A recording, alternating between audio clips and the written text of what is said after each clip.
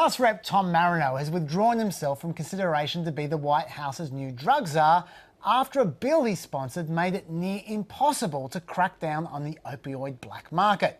It was all revealed in a Washington Post 60 Minutes investigation, but there was one aspect of the story that I found particularly revealing.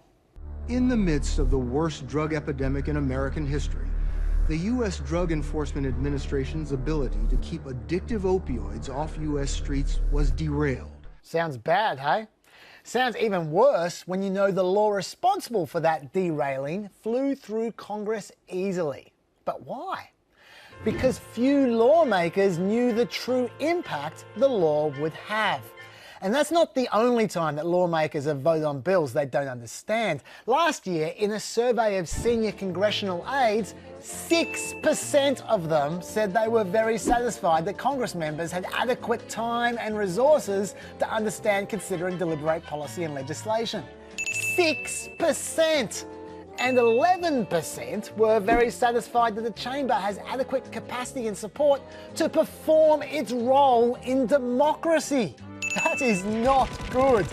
It's a problem that's been 25 years in the making. Since the early 90s, Congress has saved money by cutting down on congressional support.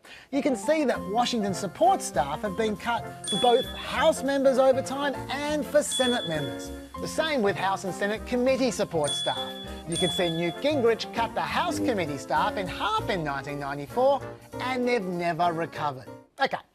Well, what about the neutral government number crunchers, like the Congressional Budget Office? Well, Gingrich got stuck into them as well, and their numbers have just kept on dropping. The Brookings Institution added up all those numbers, plus a bunch of others, to determine total support staff for Congress members from all sources. And the result was not encouraging. So, there's a general lack of expertise in Congress. But you know who aren't lacking expertise? Corporations who want stuff done. The lobbying industry in 2015 spent $3.22 billion, over 1.5 times the cost of the whole Congress in its entirety. The finance, insurance and real estate industry spent $494 million. Pharmaceutical manufacturing spent $147 million. Oil, gas and coal spent $139 million. And the defence industry spent $130 million, all on lobbying. We worry about political donations, but this is where the real corporate influence lies.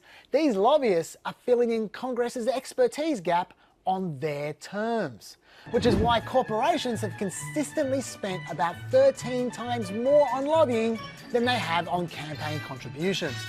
And that's not even counting the lobbyists who end up working in the executive branch. The Trump administration has more than 100 of them. And there's more expertise at think tanks, of course, with over 1,800 think tanks around in 2013, all pushing their own agenda. But it's not just about quantity of expertise. Quality of expertise is also an issue. Over the last 15 years, congressional staff pay has dropped generally across the board.